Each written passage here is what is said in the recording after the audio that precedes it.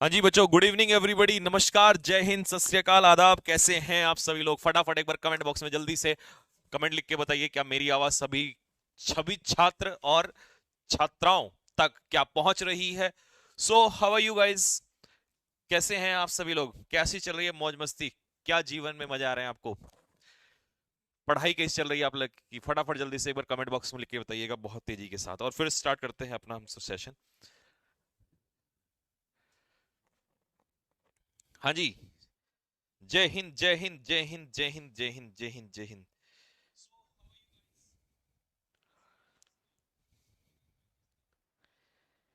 हाँ सर, अभी गेहूं काट के आ रहे हैं। बहुत बढ़िया, मजे लो। ये भी एक मजा है अपने आप में। इसका भी एक अपना ही मजा है ना? गेहूं काटने का भी बेटे अपना ही एक अलग ही मजा है।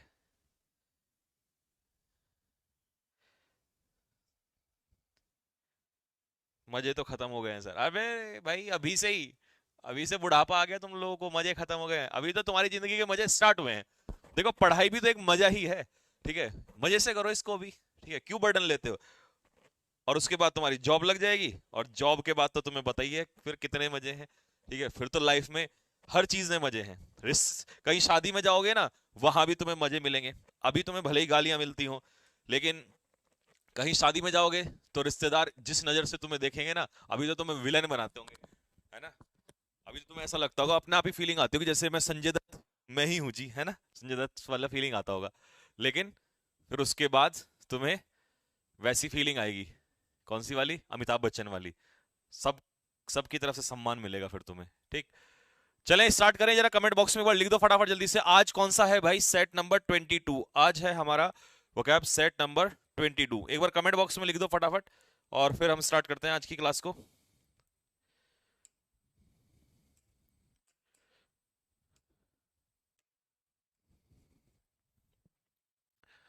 हाँ जी, एक बार जरा जल्दी से फटाफट लिख दो भाई, स्टार्ट किया जाए क्लास।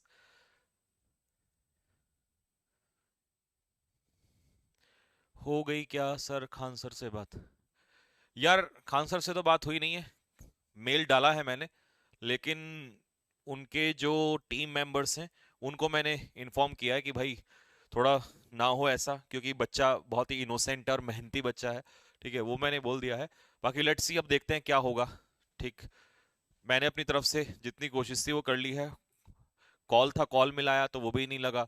और एक जगह मेरी बात हुई है, ठीक है, उनके ही मेंबर है, उनसे बात हुई है, तो मैंने अपना मैसेज जो था वो पहुंचाया है। अब लेट्स सी व्हाट हैपेंस। चले भाई, स्टार्ट करें। सर टाइम 7 बजे से कर दीजिए। अरे 7 बजे से नहीं भैया, अब टाइम दिन में हो रहा है, और मैंने तुम्हें कहा था कि दिन में होगा। तो दो ऑप्शन तुम्हारे पास हैं, या तो दिन के 2 बजे, या दिन के 3 बजे, या दिन के 4 बजे। इन तीनों में से कोई सा एक ऑप्शन चूज कर लो। ठीक है, नहीं तो मैं मंडे से अपने आप को ये ऑप्शन चूज करके और क्लास का शेड्यूल लग जाएगा। ठीक है, कल तो सैटरडे है, तो कल तो ये रेगुलर वाली क्लास तो होगी नहीं। ठीक है, और ऊपर से अब मैंने मैराथन भी लेनी है एनडीए की, क्योंकि 16 तारीख को पेपर है। चले भाई स्टार्ट करते हैं। पहला क्वेश्चन है आप लोगों का स्क्रीन पर, क्या है वर्ड देखो जरा। फर्स्ट वर्ड है आपका रिफर्बिश।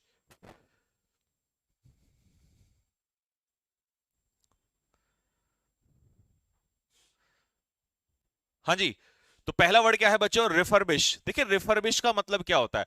जैसे मान लो कोई बिल्डिंग है, और ये बिल्डिंग बहुत ही खस्ता हालत में है, तो हम इसे क्या करेंगे? रेनोवेट करेंगे। तो जब आप किसी चीज को रेनोवेट करते हो ना, या उसके रिफर्बिश करते हो, तो उसकी इमेज को इंप्रूव करते हो। ठीक है, या उसकी हालात को रिफर्बिश करने का मतलब है वापस उसी पोजीशन में लेकर आना, उसे रिकवर करना। ठीक है, तो सिनोनियम क्या होगा इसका? पार्ट ऑफ स्पीच तो इसका क्या होगा? वर्ब। सिनोनियम क्या होगा? रेनोवेट। रेनोवेशन आपको पता है, मरम्मत करके सही कंडीशन में लेके आना। रिहैबिलिटेशन, देखिए, रिहैबिलिटेशन होता है कि एक बुरी स्थिति से निकालकर सही कंडीशन में लेकर आना। ठीक है, रिवैम्प का भी यही मतलब होता है। ठीक है, तो ये होगा इसके सिनोनियम्स। सेंटेंस क्या है? Our room was big with terrace. हमारा जो रूम था वो टेरेस से क्या था? बहुत, टेरेस की वजह से बहुत ज्यादा बड़ा था। That overwork the sea and it was hard it had hardly been refurbished. ठीक है, यहां पर ये वर्ड छूट गया। अच्छा, ये रहा। और ये मुश्किल से ही रिफर्बिश हो पाया। ठीक, अब इसका ऑप्शन क्या कह रहा है? ऑप्शन है रेस्टोर करना, रेज करना, रिटेलिएट करना या रेक्टिफाई करना। चार ऑप्शन है। देखो, रेक्टिफाई का मतलब होता है करेक्ट। करेक्ट का हिंदी में अर्थ होता है अमेंड। अच्छा, ये तो इंग्लिश में। अमेंड का मतलब होता है सुधार करना, किसी चीज को सुधारना। लेकिन अब ध्यान रखना, कई लोग कहेंगे सर सुधारना तो ये होता है कि किसी चीज की जो कंडीशन खराब हो चुकी है उसको सुधारना होता है।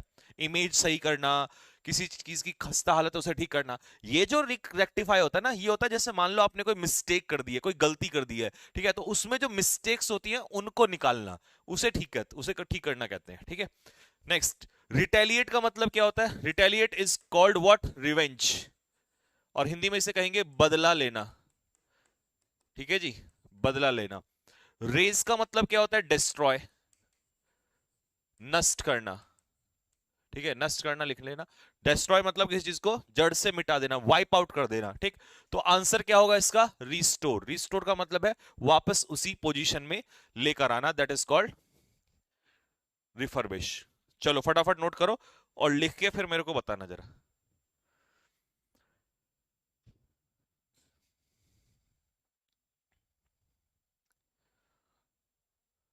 हाँ जी, जैसे ही नोट कर लें तो मुझे बताएं कि हाँ सर नोट हो गया।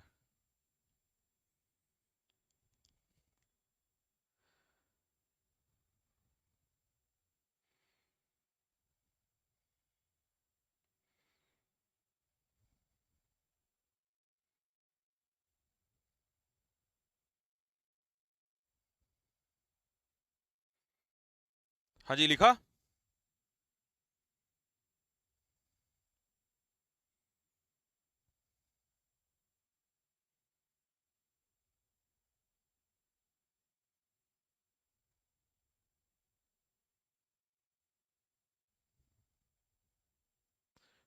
हाँ भाई, डन। चलिए, next question number 2। Next word है वीन। चलिए, वेन का क्या मतलब होता है? अच्छा, पार्ट ऑफ स्पीच क्या है? वर्ब। देखिए, इसको मैं आपको इस एग्जांपल से छोड़ो, मैं एक दूसरे एग्जांपल से समझाता हूं आपको। ठीक है, मेरे दिमाग में एक और एग्जांपल आया सडनली।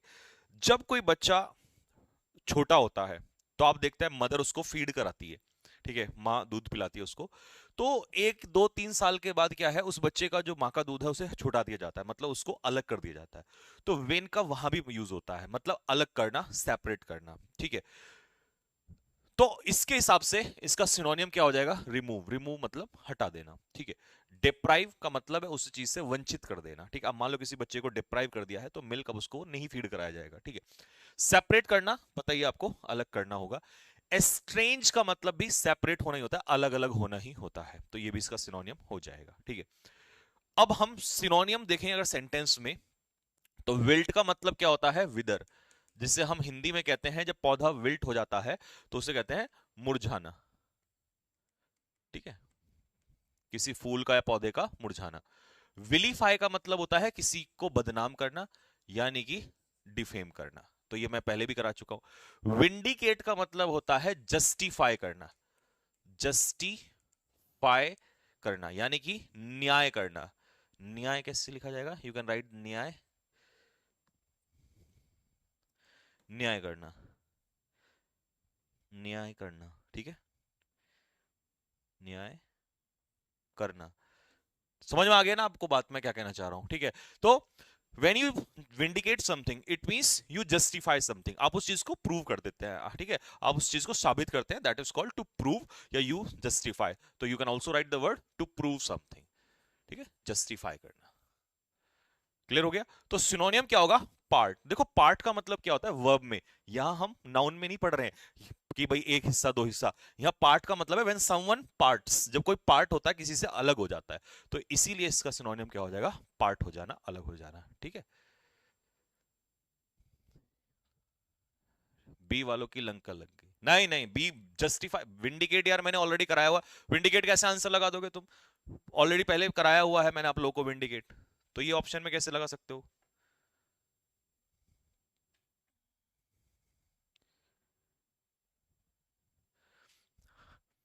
अरे बेटा, डिफेंस की स्पेलिंग ठीक है, क्यों इतना रोना धोना कर रहा है? टाइप करते समय कई बार हो जाता है, किसी दिन बच्चा जब करता है ना फटाफट जल्दी में, तो कर देते हैं वो टाइपिंग वाले गड़बड़। उतना उस पर ध्यान मत दे, यहां ध्यान दे जिस चीज आपके लिए काम कर रहा है।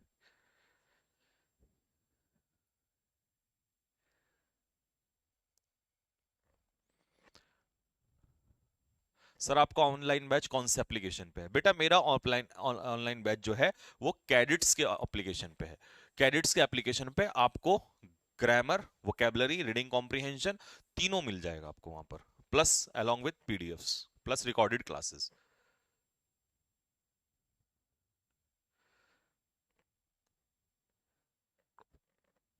डन हो गया भाई? नेक्स्ट, चलिए तीसरा वर्ड क्या है? देखिए तीसरा वर्ड है स्पाउस। स्पाउस का मतलब क्या होता है? सबसे पहले स्पाउस क्या होता है? SPOUSE। स्पाउस का मतलब होता है प्यारे बच्चों, इस स्पाउस का मतलब होता है पति या पत्नी। ये तो होता है नाउन, लेकिन इसमें लगा दिया ई तो ये बन जाएगा स्पाउस। अब ये स्पाउस ई लगते ही क्या हो गया? वर्ब हो गया। तो इसीलिए इसका पार्ट ऑफ स्पीच क्या है? वर्ब है। अब याद ऐसे कर लो कि पति पत्नी जो हैं शादी किस लिए करते हैं? लोग शादी किस लिए करते हैं? बताओ कमेंट बॉक्स में किस लिए करते हैं? पत्नी की और पत्नी पति की सेवा कर सके, सपोर्ट कर सके, समर्थन कर सके। ये याद करने का तरीका बता रहा हूं। कभी सोचो कि हाँ बाकी लड़ते झगड़ते भी हैं लोग, लेकिन एक मूल उद्देश्य, ठीक है, प्राइम फैक्टर, प्राइम रीजन तो यही होता है कि लाइफ में पूरी जिंदगी सपोर्ट करना है। तो याद करने का तरीका है स्पाउस, ठीक है। तो एम्ब्रेस का मतलब होता है किसी का समर्थन करना। चैंपियन, अब नाउन में चैंपियन का मतलब क्या होता है कि अगर मैं हूं चैंपियन तो इसका मतलब मैं कैसा इंसान हूं? अगर मैं चैंपियन हूं तो इसका मतलब है मैं क्या हूं? आई एम द टॉपर, मैं चैंपियन हूं, मैं विनर हूं। Champion is the winner. लेकिन when you champion someone's cause, जब आप किसी के कारण को चैंपियन करते हैं तो मतलब उसका क्या करते हैं? सपोर्ट करते हैं, समर्थन करते हैं किसी का, ठीक है। सपोर्ट सिनोनियम आ गया। एडवोकेट, अब एडवोकेट नाउन में तो वकील होता है, but when you advocate the cause तो आप सपोर्ट करते हो, समर्थन करते हो, ठीक है। असिस्ट, असिस्टेंट कौन होता है? सहायक। तो असिस्ट का मतलब भी सहायता करना ही होता है, और एनकरेज मतलब किसी को सपोर्ट करना ही होता है, ठीक है। चलिए तो इसका सिनोनियम क्या हो जाएगा? अब आप मुझे सिनोनियम बताओ फटाफट। रेप्लिका क्या होती है? कॉपी, किसी चीज की हूबहू नकल कहते हैं इसे, ये होता है रेप्लिका, ठीक है, किसी चीज की नकल। जेटसन क्या होता है? जेटसन होता है कि एक्स्ट्रा सामान को फेंक देना, थ्रो अवे, थ्रो अवे करना यानी कि फेंकना, ठीक। अनकेम्प्ट क्या होता है? अनकेम्प्ट होता है अनटाइडी कपड़े, यानी कि अनटाइडी आपको पता है जो साफ सुथरा ना हो, यानी कि नॉट नीट एंड क्लीन, जो साफ सुथरा ना हो। तो इसका सिनोनियम क्या होगा? एंडोर्स। एंडोर्स का मतलब होता है किसी का सपोर्ट करना, यानी कि किसी का समर्थन करना। चलिए करिए नोट अब।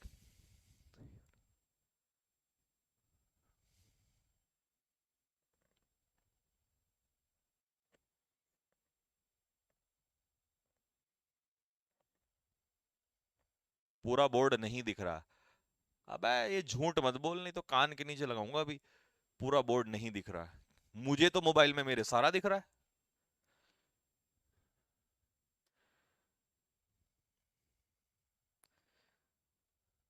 देखू तो जरा, सारा दिख रहा है, नालायक आदमी।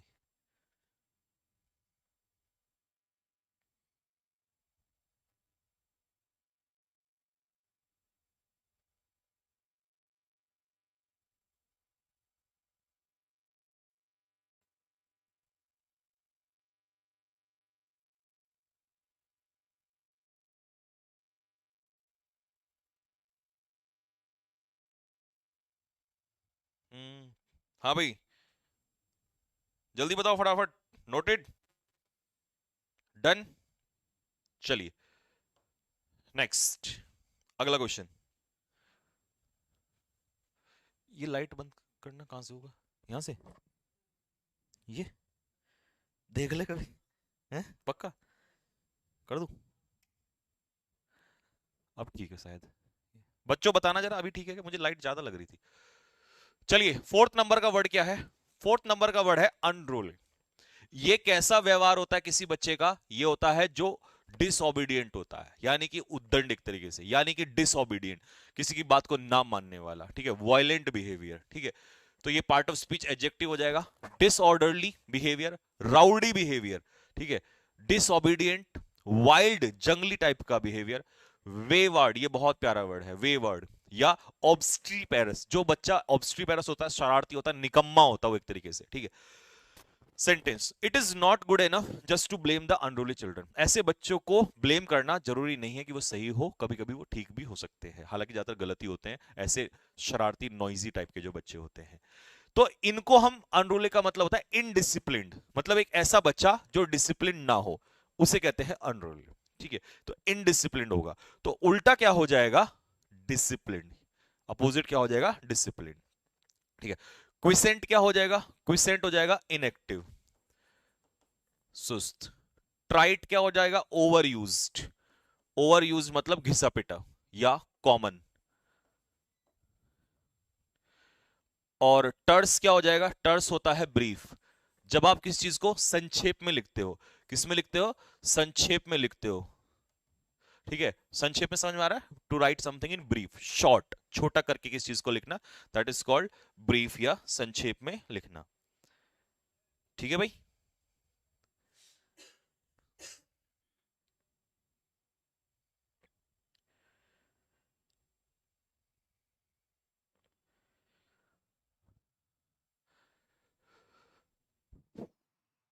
2024 में एनडीए का एग्जाम देना है। हाँ तो अभी से स्टार्ट कर सकते हो आप, अब तो क्लासेस रेगुलर चल रही हैं आपकी।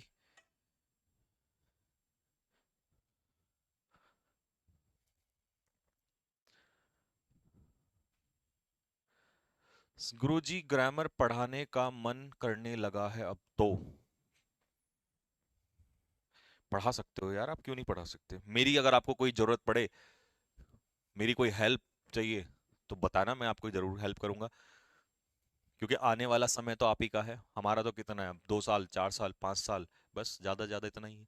आने वाले समय में तो आपने ही पढ़ाना है, तो अच्छा टीचर बनने के लिए आपको मेहनत और करनी पड़ेगी, और मैं अगर आपकी कहीं हेल्प कर सकता हूं तो मैं जरूर करूंगा। चलिए 5 नंबर का वर्ड क्या है, फटाफट जल्दी से देखो।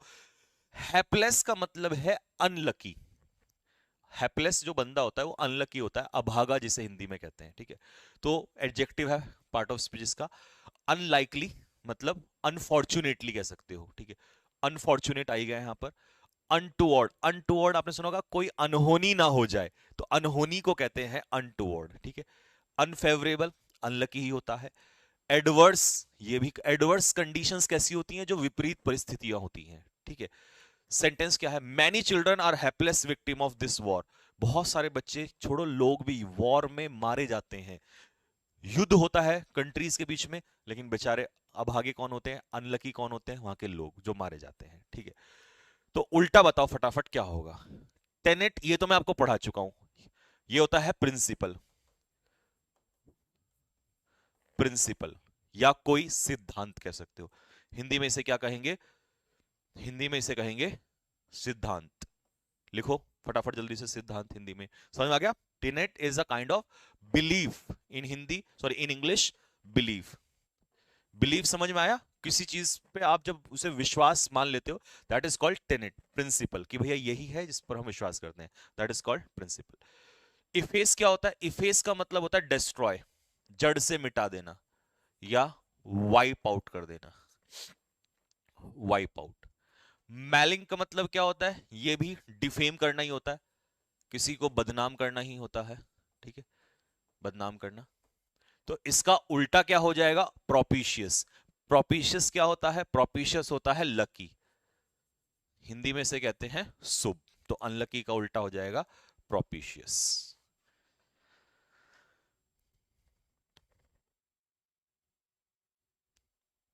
हम्म।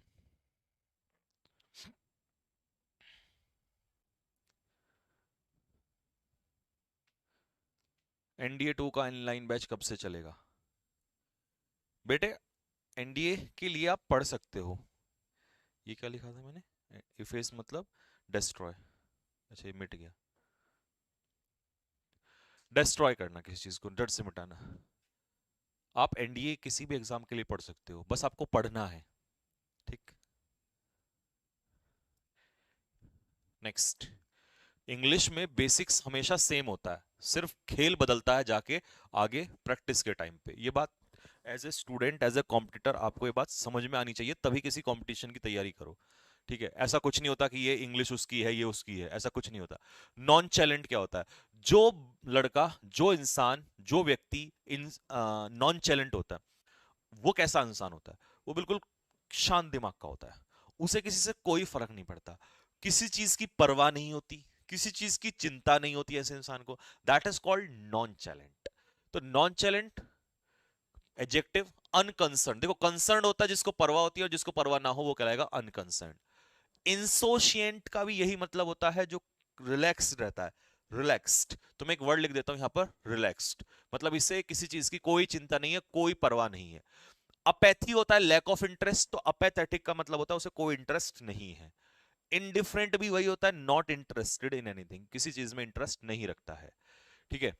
ही was surprisingly nonchalant about winning the award, मतलब अवार्ड जीतने पर भी उसको खासा कोई उस चीज में इंटरेस्ट नहीं था। ठीक है। तो उल्टा क्या हो जाएगा? देखो, वीनल बंदा जो होता है ये होता है करप्ट। करप्ट यानी कि भ्रष्ट आदमी। इंप्यूट क्या होता है? इंप्यूट होता है किसी पर आरोप लगाना, एक्यूज। हिंदी में इसे लिखेंगे आरोप लगाना।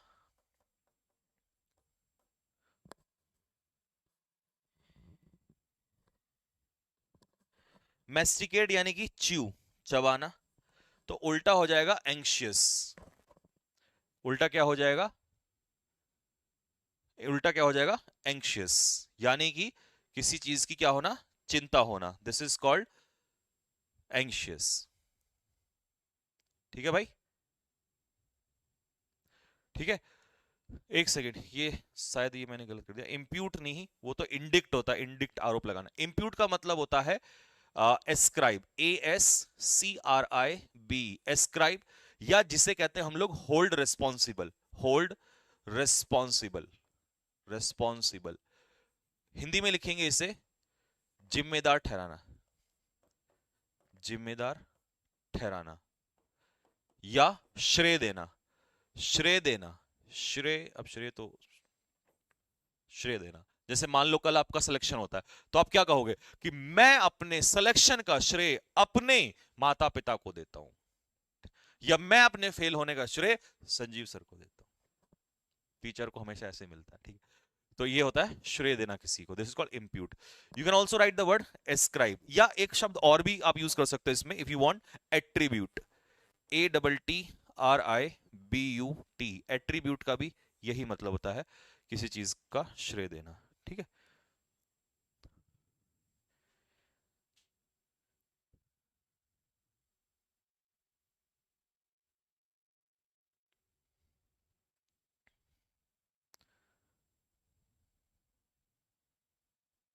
हम्म। हाँ, पास होने का श्रेय, या टीचर्स को हमेशा फेल होने का ही श्रेय मिलता है ज्यादातर, आजकल के हिसाब से। पुराने टाइम पे तो ठीक था, लेकिन आजकल तो पास होने का श्रेय बहुत कम देते हैं बच्चे। हम तो जरूर देते थे अपने, क्या कहते हैं, अपने टीचर्स को, कि भैया हमारे टीचर्स ने हमारे लिए मेहनत की, तो हम अपनी सफलता का श्रेय अपने टीचर्स को जरूर देते थे। आजकल बहुत कम हो गया, बहुत कम। हाँ भाई, नोटेड, डन। चलिए यहां जाइए पहले। One who lives among strangers, एक ऐसा व्यक्ति जो स्ट्रेंजर्स के बीच में आकर रहने लग जाता है, यानी कि अजनबियों के बीच में आके रहने लग जाता है, उस व्यक्ति को क्या कहेंगे? बोलिए फटाफट।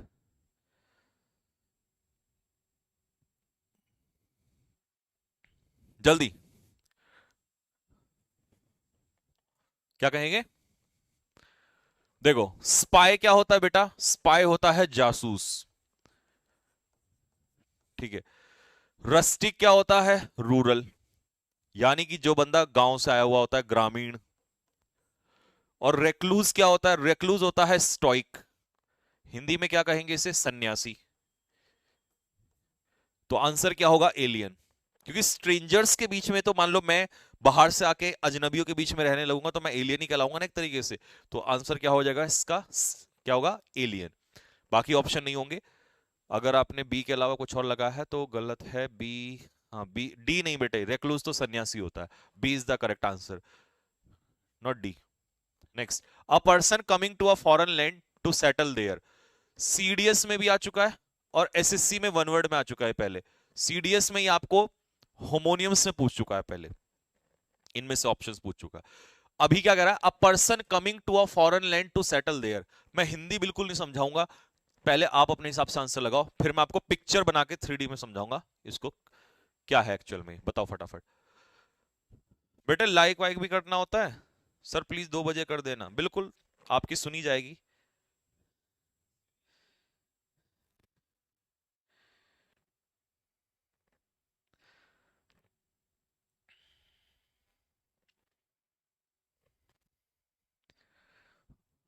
हाँ,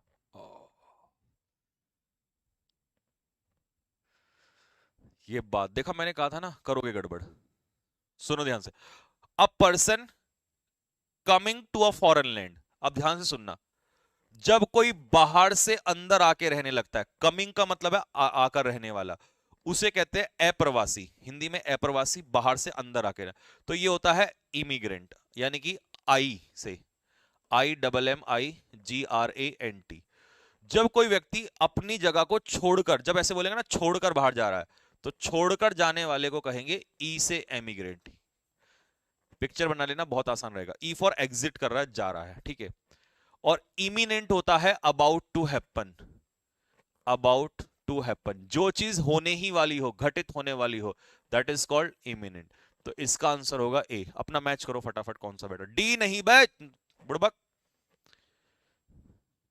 किसने कह दिया तुम्हें D? D is not the correct answer.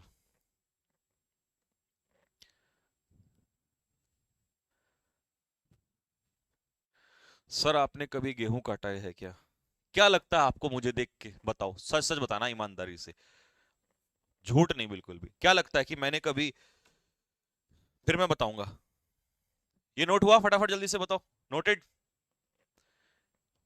Next, a person who is more interested in himself rather than anything that is going on around him. एक ऐसा व्यक्ति जो खुद में ज्यादा इंटरेस्ट रखता है, ना कि बाहर की किसी चीज में, उसके आसपास क्या चल रहा है उसे कोई मतलब नहीं है, उनमें इंटरेस्ट नहीं रखता, अपने में ही खोया रहता है, ऐसा इंसान। चलो, हिंदी बता दी, अब तो समझा दिया। ऑप्शन बताओ।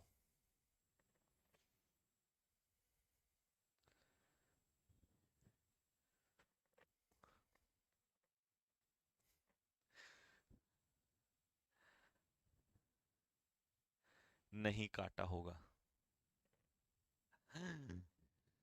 इसी को तो कहते हैं धोखा, धोखा, धोखा। और अब मैं बताऊंगा तो तुम्हें विश्वास भी नहीं होगा, तो मेरे हिसाब से मुझे इस बारे में बोलना नहीं चाहिए।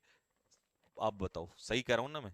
क्योंकि मैं अब बताऊंगा कि मैंने क्या क्या किया, कैसे किया, तो तुम्हें लगेगा अरे सर झूठ, इतना बड़ा झूठ, इतना बड़ा तो मत ही फेंको। तो I am not going to say anything, ठीक है।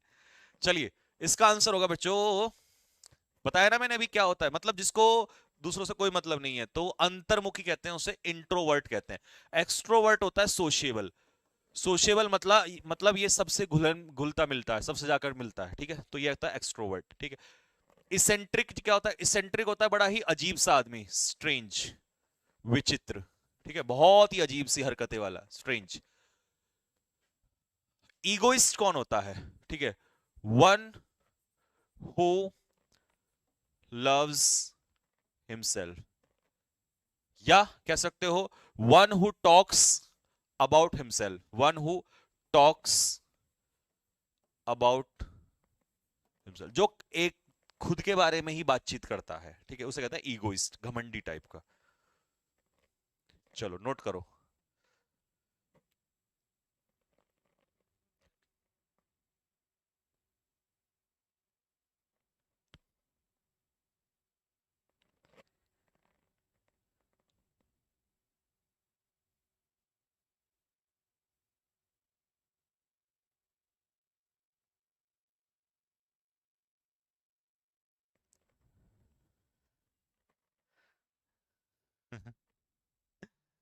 चलो नेक्स्ट, अगला क्वेश्चन। स्पेलिंग, इररिपेरेबल की स्पेलिंग। देखो रिपेयर की स्पेलिंग होती है REPAIR, ये होती है रिपेयर की स्पेलिंग।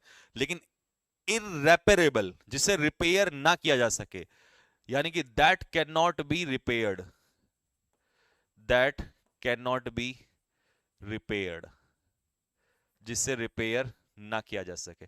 बेटे ऐसा कोई दर्द नहीं जो हमने सहा नहीं, चाहे वो गेहूं काटने का हो। नहीं, गेहूं तो नहीं काटा मैंने, देखो टू बी वेरी ऑनेस्ट। कभी कभी, बहुत रेयरली, थोड़ा बहुत मैं बहाने बना देता था, सच में बहुत गर्मी लगती थी कसम से। जो लोग बाहर से कहते हैं ना, शहर में रह के, wow cities are so beautiful man, just you go there, ठीक है, एंड सो ग्रीनरी सो, तो उनको कहो come, come to village and let's take to the field, है ना, चलो खेत पर लेके चलो इनसे। और भाई साहब, गर्मी का जो हाल समझ, मतलब मैं यार अभी सोशल मीडिया पे खड़ा हूं, मैं बयान नहीं कर सकता।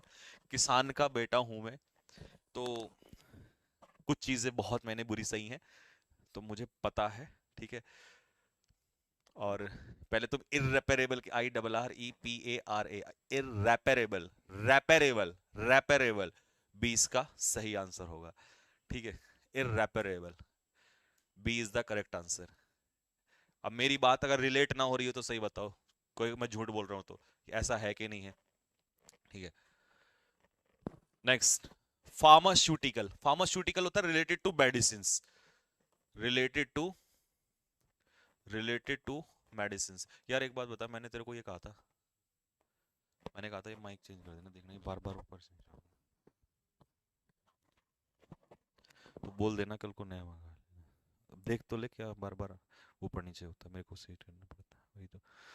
हाँ जी, आ जाइए।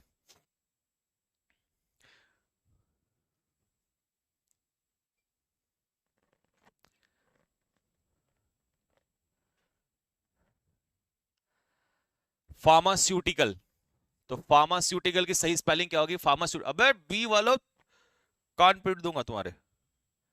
फार्मा, फार्मा में फार्मा नहीं, PHARMA, फार्मा, फार्मास्यूटिकल, CEUTICL, सी इसका करेक्ट आंसर होगा। तुमने तो फार में फार कर दिया, फार्मा, फार नहीं, एफ नहीं आना था, पी वाला आना था इसमें। सी इज द करेक्ट स्पेलिंग। चलो, इसमें से किसकी स्पेलिंग सही है? Find out the correctly spelled word. किसकी स्पेलिंग इसमें से सही है?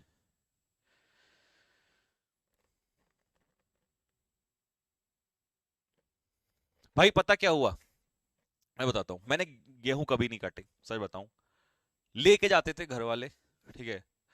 अपनी फैमिली में, मतलब अपने भाई बहनों में मैं बड़ा था, तो लेके जाते थे घर वाले, ठीक है। और पापा से मुझे बहुत ही डर लगता था, पहले से ही लगता था यार।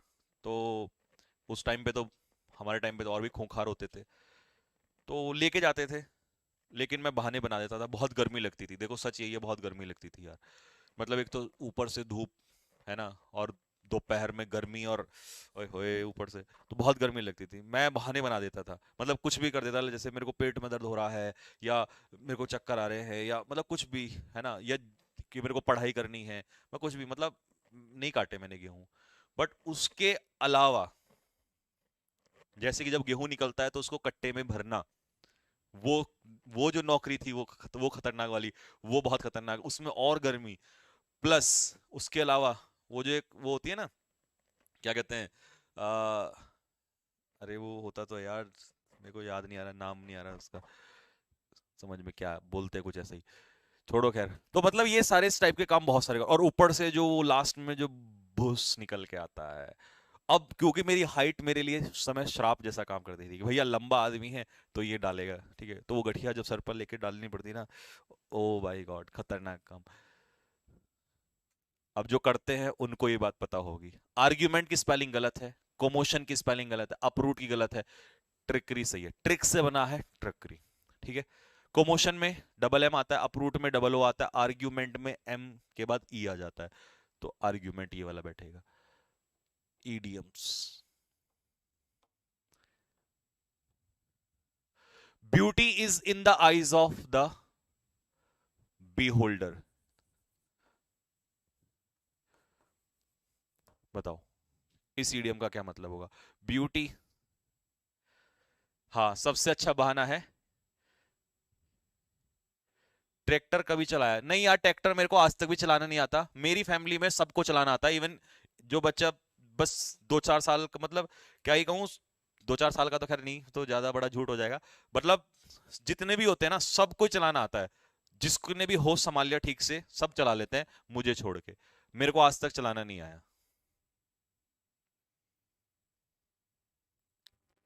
बताओ, सौंदर्य देखने वालों की नजरों में होता है।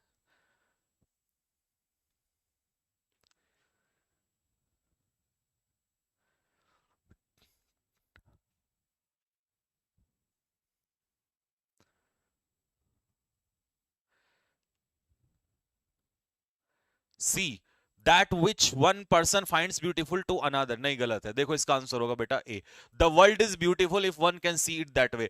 संसार बहुत सुंदर है, सारी दुनिया सुंदर है अगर आप उसको उस नजर से देखते हो, तो जिस नजर से आप देखते हो वैसा ही संसार आपको दिखाई देता है। ठीक है, तो इसका आंसर होगा ए। सी और बी, बी कहां से यार? To see only beautiful things if one wants to make his life beautiful, अपनी लाइफ को ब्यूटीफुल, ना ना कोई सेंस नहीं है इसका। A is the answer. By the seat of one's pants, अपनी पेंट्स की सीट से, इंडिया की क्या पहन रखी है? हाँ, हाँ जी इंडिया की कैप पहन रखी है।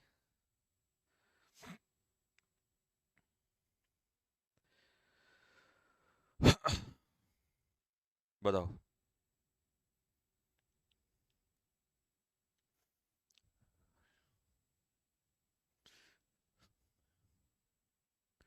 मुझे नहीं आता। नहीं, ट्रैक्टर चलाना आना चाहिए, अगर आप गांव में हो तो आपको ट्रैक्टर चलाना आना चाहिए, मेरे को तो नहीं आया यार, क्योंकि कभी घर वालों ने कराया नहीं काम इस टाइप का। चलिए, bye the seat of one spend, देखिए जब आप किसी काम को अपने ही एक्सपीरियंस से करते हैं ना, और अपने ही जजमेंट लेकर करते हैं, अपना ही डिसीजन लेकर करते हैं, तो उसे कहते हैं by the seat of one's pants, अपनी पेंट्स की सीट के हिसाब से।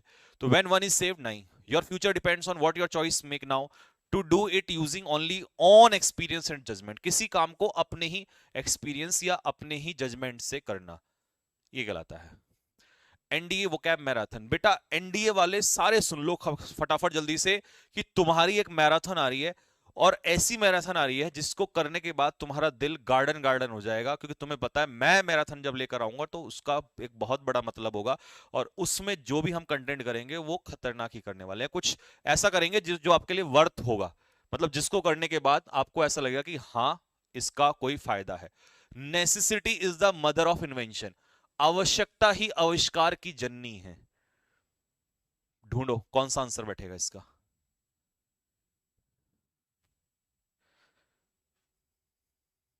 आलू होता है आपके गांव में? नहीं ठाकुर साहब, हमारे गांव में आलू नहीं होता है, हमारे गांव में होता है सिर्फ शुगर केन, यानी कि गन्ना ही गन्ना होता है बस, गन्ना, गेहूं, सरसों, चावल, बस ये सब होता है जो नॉर्मली चीजें होती हैं, बाकी नहीं होता। हम्म।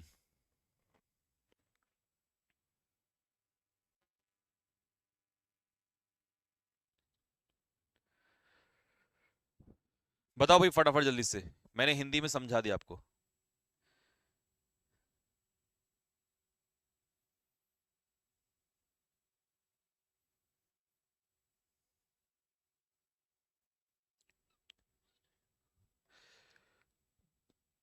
D, when the something become essential you are forced to find the way, बिल्कुल, जब कोई चीज आवश्यक हो जाती है तो फिर आप मजबूर हो जाते हैं उसका सॉल्यूशन निकालने के लिए, तो आवश्यकता होती है तभी आप मजबूर होते हैं, तभी आपको आविष्कार करना पड़ता है। जब गर्मी लगी तो एसी तभी तो बनाई हमने, जब जरूरत पड़ी तभी तो हम काम करते हैं उसके लिए, तो डी इसका आंसर हो जाएगा। चिंक इन वंस आर्मर, आर्मर, आर्मरी आपको पता है हथियारों का होता है। प्रिंट,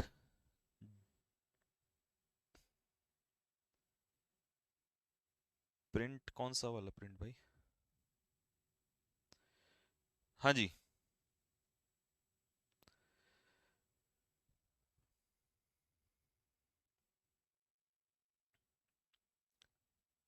सर कहाँ से हो आप? मैं भारत का रहने वाला हूँ, भारत की बात सुनाता हूँ। कभी तुमने देखा मैंने कभी फ्रांस की जर्मनी की बात की हो? हमेशा गांव देहात की बात की है। तो गांव देहात का ही एक तुम्हारे जैसा ही, तुम्हारी जगह से ही निकला हुआ एक इंसान हूं मैं भी। जैसा तुम गांव में खाना खाते हो ना चटनी के साथ और दूध के साथ, ठीक है, और छाछ के साथ, वैसे खाना मैंने भी खाया है बचपन में, ठीक है। आज नहीं मिलता वो सब कुछ, वो आई एम अनफॉर्चुनेट, ठीक है। लेकिन तुम्हारे से लकी इंसान इस दुनिया में कोई नहीं है, ठीक है। गांव से ज्यादा सुंदर चीजें कहीं नहीं है। बाहर निकलोगे तो सिर्फ आपको केवल एक कमाई के लिए पूरी जिंदगी दौड़ते रहोगे, लेकिन जो सुकून है वो गांव में ही मिलता है, उसी के घर के खाने में मिलता है, ठीक है। तो मेरी बातों से आपको लगता नहीं कि मैं एक गांव का ही निकला हुआ एक किसान का ही बच्चा हूं? इतनी सारी बातें तो वही जान सकता है जो किसान के घर में पैदा हुआ हो, है ना। तो देखो भाई, चिंक इन वंस आर्मर का मतलब होता है कि एक ऐसा आपका कोई फील्ड, ऐसा पार्ट जहां पर आपको हर्ट किया जा सके, जहां पर नुकसान पहुंचाया जा सके, ठीक है। तो an area of vulnerability, vulnerability होता है कमजोरी यानी कि वीकनेस, तो आपकी जो कमजोरी है उसे कहेंगे चिंक इन वंस आर्मर।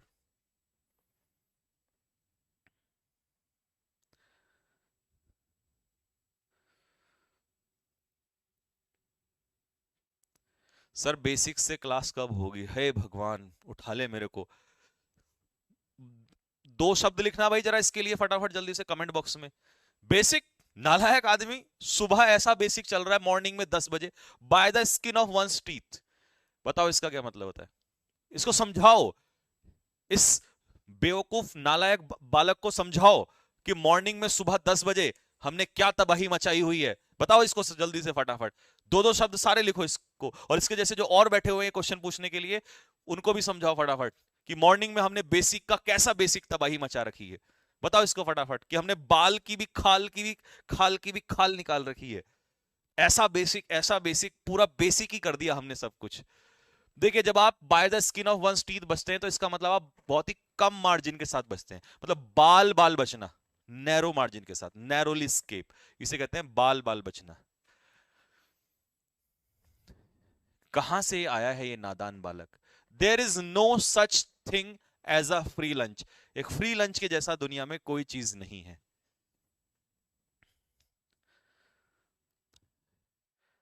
नया है सर ये, हाँ वो तो है, मैं समझ गया था। नया है तभी तो इसको मैंने आपके माध्यम से समझाने की कोशिश की है। नहीं तो पुराना होता तो गाली ना देता भी।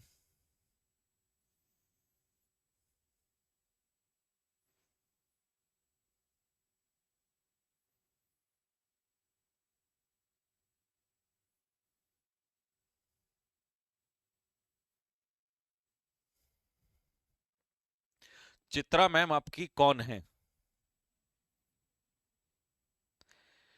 भाई आपको मैंने इतनी बार बताया हुआ है कि चित्रा मैम मेरी बड़ी बहन जैसी है, बड़ी बहन है बस। कितनी बार पहले भी बताया हुआ मैंने।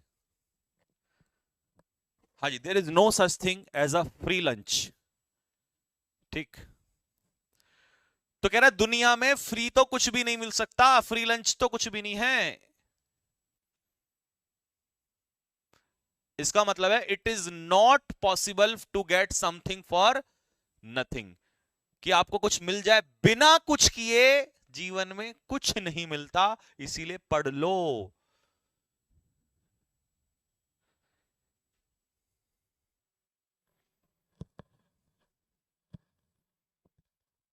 हम्म।